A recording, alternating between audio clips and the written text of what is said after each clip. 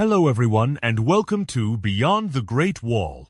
I'm Benjamin. This is the very first episode of our show. Starting today, we're trying to make sense of China as it is right now. We hope to share with you different aspects of Chinese society, aiming to present an objective and authentic picture of China through recent social issues and real-life stories. And I'm Richard. I've spent years peeling back the layers of China looking for what's really going on beneath the headlines and the official slogans. I'm glad to be here on our show today. In this episode, we're digging into some hot topics recently in China. A passenger on Train K1373 smashing a window during a 3-hour breakdown, what that tells us about ordinary Chinese people and their relationship with the system, and a few jaw-dropping essay assignments designed to silence citizens. Plus, that creeping sense of banality of evil in everyday governance. Exactly. Whether it's breathing fresh air or breathing truth, there's always a tension. Let's get started. All right, Richard, break it down for us. What exactly happened on Train K1373? Here's the scene. On the night of July 20th, a regular passenger train, by the way, we're not talking about China's modern high-speed rail here, but one of those old-fashioned trains was involved in an accident near Jinhua, Zhejiang. Just for context, there are still a few of these traditional trains running in China today, mainly to provide affordable tickets for ordinary people. Well, this train collided with another passenger train, K1373, which was also one of those regular old trains, and as a result, it came to a stop for 3 hours. Let me add a bit more background here. These older trains aren't like the high-speed ones in China nowadays. They really don't have proper ventilation systems. The windows only open a tiny crack, usually just a few centimeters because their top speed doesn't go over 120 kilometers per hour. Personally, I haven't ridden one of these trains in ages, but when I was a kid, commuting often meant taking this kind of train. Usually only the restroom windows would open and people would even smoke in there. The hygiene was much worse than on high-speed trains. But back to the story. During those 3 hours, the power was out and the air conditioning wasn't working. The temperature inside shot up to 38 degrees Celsius. The official report claimed it was only 31 degrees, but just imagine 3 hours stuck in a metal box with kids fainting, elderly passengers nearly passing out from heat, and most of the men taking their shirts off because of the heat. According to news reports, the train staff opened more than 80 little vent window seat gap, only about 5 centimeters wide, and handed out bottled water and some food.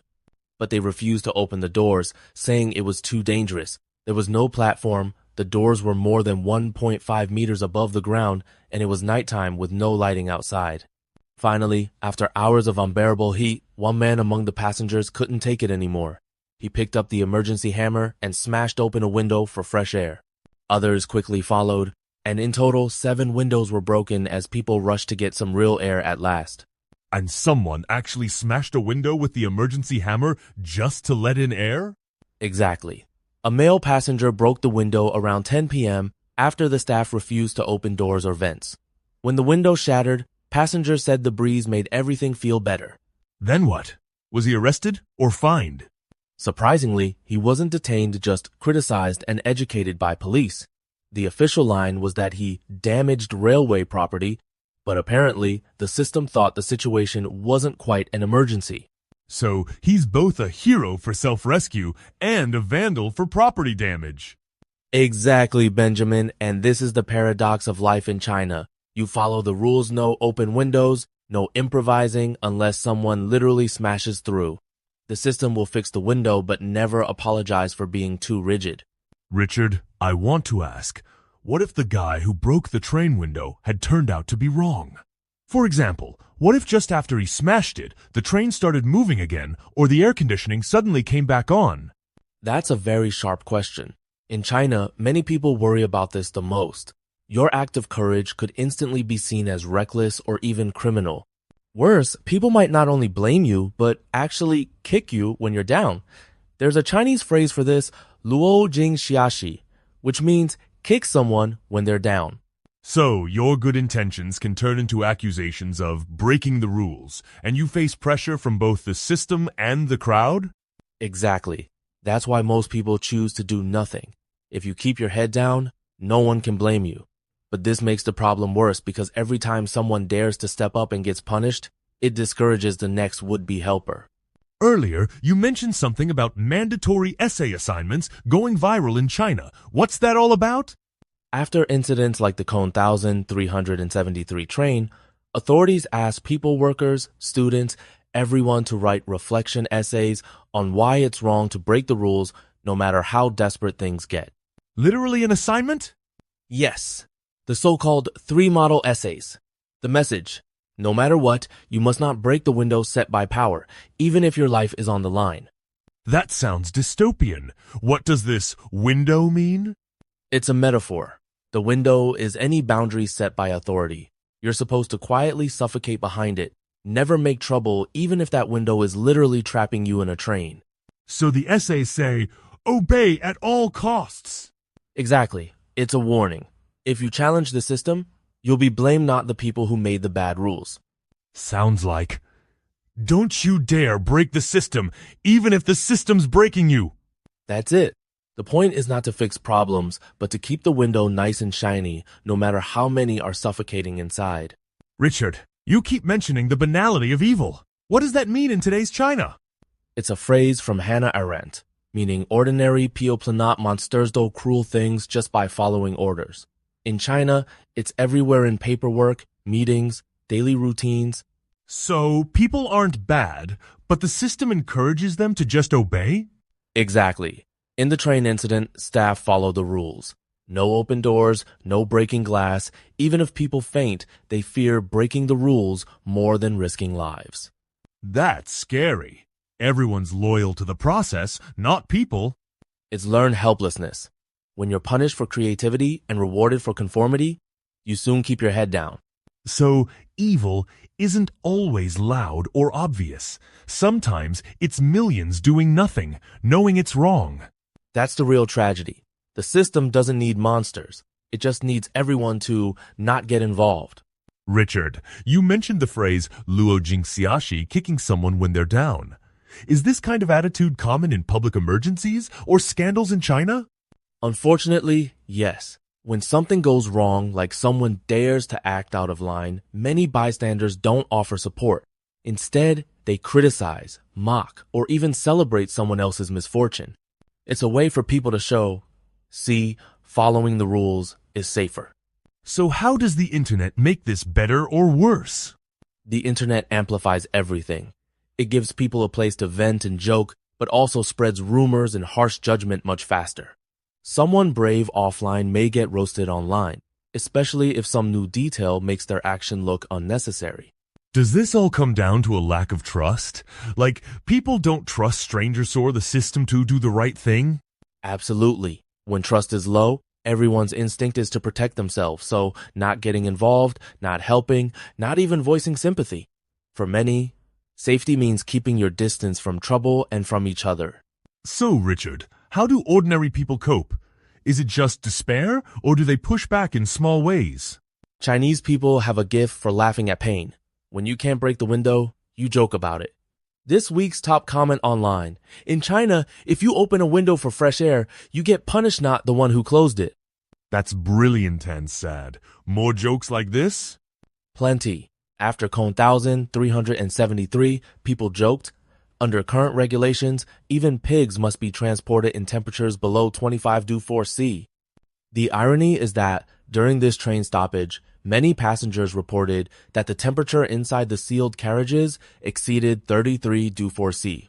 Or, the train stuck, but the system's still running, just not for people. So dark humor is a survival skill. Exactly. When you can't change the system, you change your attitude. People make memes, create inside jokes, even turn official statements into punchlines like learning to suffocate quietly, meaning don't cause trouble or you'll be the next target. But does that help or just make people numb? Both. Jokes let off steam, but over time, they help people avoid facing the real problem. It's a paradox. Humor helps you survive, but it also helps the system survive. So the train keeps rolling, even if it's off the rails. Exactly. And everyone's hoping, maybe one day, there'll be a real stop and a real fresh breeze. Richard, after all this, what's the real problem here? Is there any way out? Or is everyone just stuck? The train dilemma is China's dilemma. The system is huge and rigid. It moves forward, but ordinary people can't control the speed or direction. The rules are made by people who never have to ride in the crowded carriages. So, ordinary people are left with jokes, or just venting online. Yes, but every joke, every window cracked open is a reminder that people haven't given up. When someone dares to smash the glass, they risk punishment to remind others you don't always have to suffocate in silence. So, Richard, I often see Chinese people ask themselves, are we a cold or a warm-hearted nation? Is there something unique about how people treat each other in China? It's a question with a long history. Many Chinese people worry about being seen as cold-hearted, but it's not a lack of compassion. Decades of social and political pressure taught people that protecting yourself is safer than standing up for others. So, when trouble happens like on a train or on the street, people hesitate to help? Exactly. People worry. If I help, will I be blamed or punished? There have been cases where the Good Samaritan gets sued or falsely accused. Over time, kindness feels risky. Is that why humor and sarcasm become ways to connect? Maybe it's safer to share a joke than to show kindness directly. Absolutely. When everyone's uncertain, humor says, I see you, I get it. It creates community, even if no one dares to act. But under the surface, most Chinese are deeply kind. Sometimes all it takes is one person to break the ice. So, it's not that Chinese people are cold, but the environment pushes people to hide their warmth? Exactly, Ben. The system can teach caution, but it can't kill humanity. In a crisis, you'll see people risk it all, sometimes quietly, sometimes loudly. That's what gives me hope. But Richard, do you see any hope? Is there a way out of this cycle? I do see hope. Sometimes, a single act of courage, no matter how small, can wake up a few more people. Maybe most people stay silent, but all it takes is one person breaking the mold to remind everyone, you're not alone in wanting things to be better. That's how real change starts, one spark at a time. Any final thoughts for our listeners? Maybe those who feel stuck in their own trains, too? Wherever you are, remember, systems may be cold, but people aren't. Even a small act of courage, asking questions, helping others, cracking a joke can change the air around you. Sometimes, all it takes is someone to pick up the hammer. Thanks, Richard, and thanks to everyone for joining us today. Until next time, keep breathing, keep thinking, and don't be afraid to open a window. Last, but certainly not least, thank you, Richard, for joining me today. Your insights always help us get a little closer to understanding what's really going on in China. It's been my pleasure, Benjamin, and to our listeners, thanks so much for tuning in. Catch us next time on Beyond the Great Wall. Until then, stay curious. Don't be afraid to smash the occasional window. Well said. We'll see you next time. Goodbye.